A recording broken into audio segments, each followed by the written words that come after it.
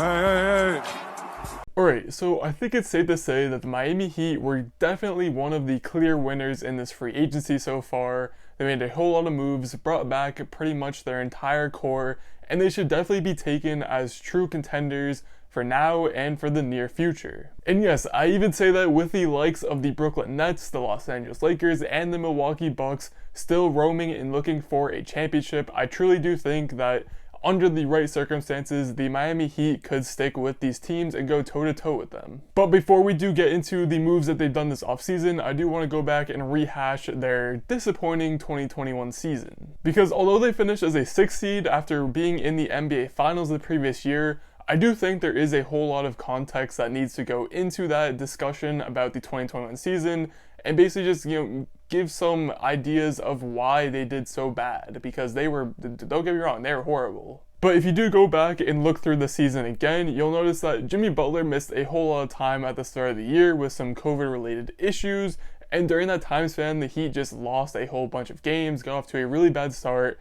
Jimmy needed some time to come back and get healthy again and get reacclimated, and overall it was just, again, a terrible start. And although Duncan Robinson finished the year as a 40% shooter from 3, he did go through a whole lot of cold stretches where he just didn't quite look the same. And the same thing goes to Tyler Herro as well, although he was pretty much the entire year just very inconsistent and just a very inefficient shooter in general. Plus, it didn't help that Goran Dragic was nowhere near his 2020 version of himself, where I think a lot of people underrate how big of a part he did play in that finals run.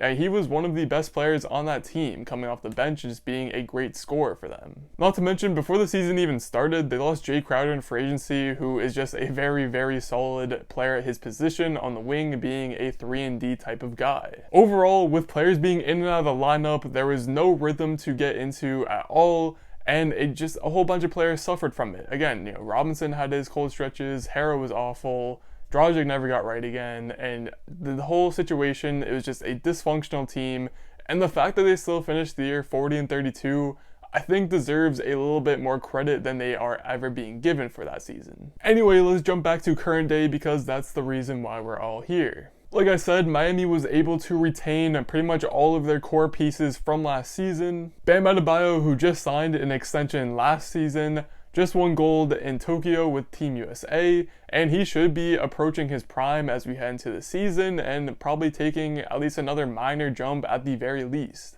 We saw Jimmy Butler get a max extension of his own this offseason, and that whole situation is just kind of funny, if we're being honest. I completely understand why the Miami Heat did it. This guy has been with them for a couple years now. He brought them to the NBA Finals in 2020 on a pretty Herculean effort. And at this point, what are the Miami Heat going to do? Are they just not going to pay him? Because, although he probably would get less money in free agency, some team would definitely throw him a max contract. But at the end of the day, it's just really funny to think about how even at age 36 now, the Miami Heat are going to be paying Jimmy Butler more than $50 million to play basketball for them. And that is just...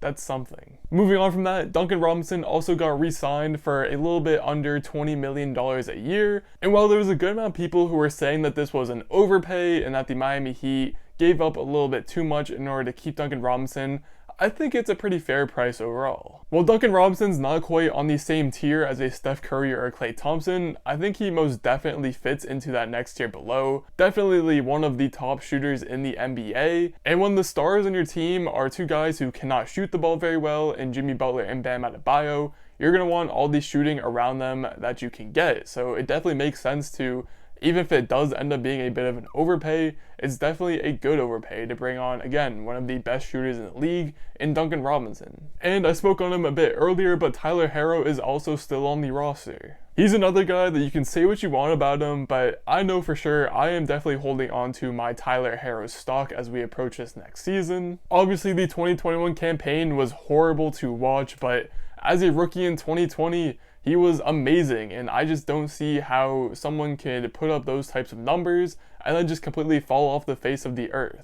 Again, the 2021 season, there was no rhythm. Tyler Herro was just being thrown around the lineup in a whole bunch of different roles. They were trying to get him to be more of a playmaker, but now that they've added the guard depth, which I'll be getting into later, he doesn't have to worry about that anymore. He can go back to just focusing on being a good scorer off the bench, which should make his job easier, And again, scoring is what he's good at. That's what he got drafted to be, and that's what he's going to be able to continue to be as we head into this next season. So again, I am very much expecting a bounce back season from Tyler Herro. I just don't see how you can just fall off like that. Plus, another re-signing that is being completely overlooked by everyone else, I feel like, is that Victor Oladipo is back with the Heat on a 1-year minimum deal. Now, who knows where he's at injury-wise? I know he just had the procedure done on his quad, and he's going to be rehabbing at the start of the 2022 season. But people are forgetting that even in this most recent year, when he was with Indiana and with Houston, before he got dealt at the deadline to the Miami Heat,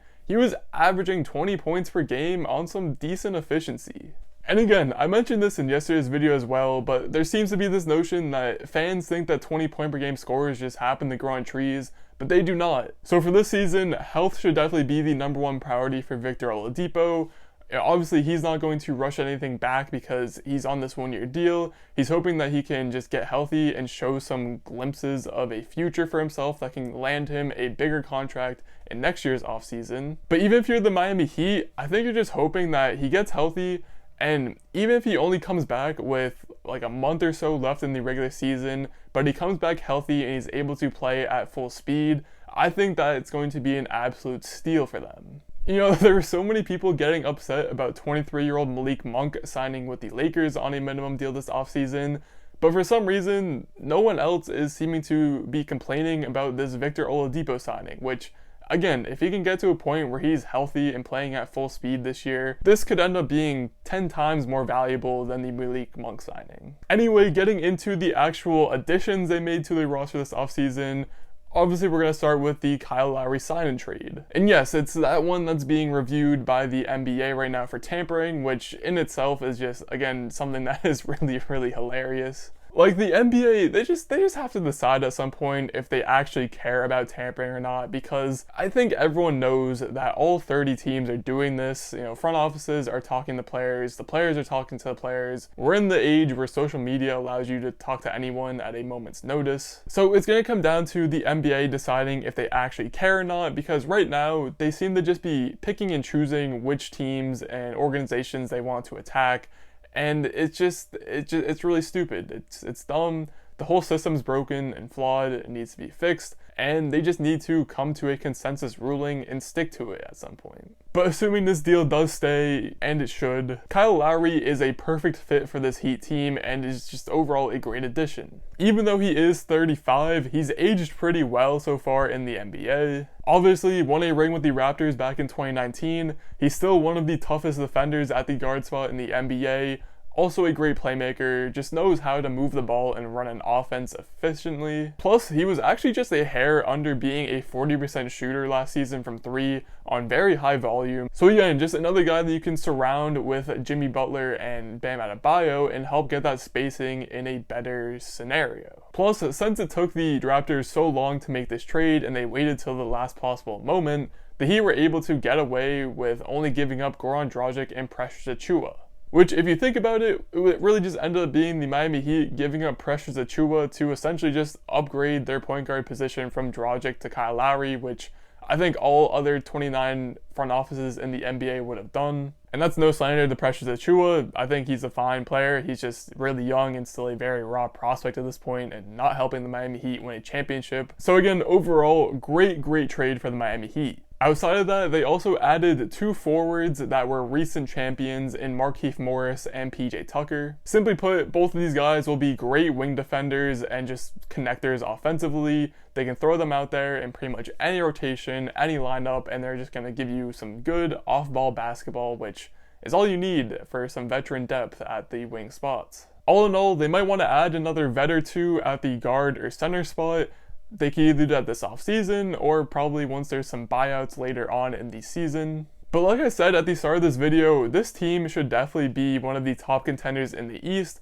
Obviously, as long as they stay healthy, but pretty much until Kyle Lowry's contract is up in 3 years. And even after that point, they have a decent young core forming right now with Bam Adebayo, Tyler Herro, KZ Okpala, and Omer Yurtseven. Either way, I think it's very, very clear that the Miami Heat are definitely back after a bad hiccup year, and they should be taken seriously yet again. And especially with Erik Spoelstra still at the helm and in that head coaching spot. Again, just to reiterate, I really do think that this Heat team can go up against any of the other stacked teams in the East or just the rest of the league in general. They're probably one of the best teams in the league in terms of matching up with the Brooklyn Big Three. You can stick Kyle Lowry on Kyrie, you got Jimmy Butler for James Harden, and you can stick Bam on Kevin Durant. And by no means am I saying that they're going to lock these guys down, but again, compared to the rest of the 28 teams in the league, they probably match up the best, or at least one of the best, at doing so. Plus, they add a whole bunch of wings, like I said, with PJ Tucker and Markeith Morris, and they still have Jimmy and Bam, who you can throw at Giannis, or you can just use all those guys to build a wall. Overall, I have trust in Erik Spoelstra to come up with the plans needed to get this team to be on the same level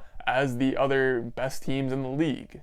So especially after this horrid 2021 season, we saw the media, we saw fans, all taking shots at the Miami Heat for their 6th seed finish and overall poor year. So I think it's definitely time for a Miami Heat revenge tour, and I'm fully here for it. And if you've made it to this point in the video, then congratulations, you're a real one. Now if you enjoyed this video, maybe think about hitting the subscribe button, should be somewhere in this general direction. Or if you're not sure yet, maybe check out another video which should be in this general direction. Either way, thank you for watching.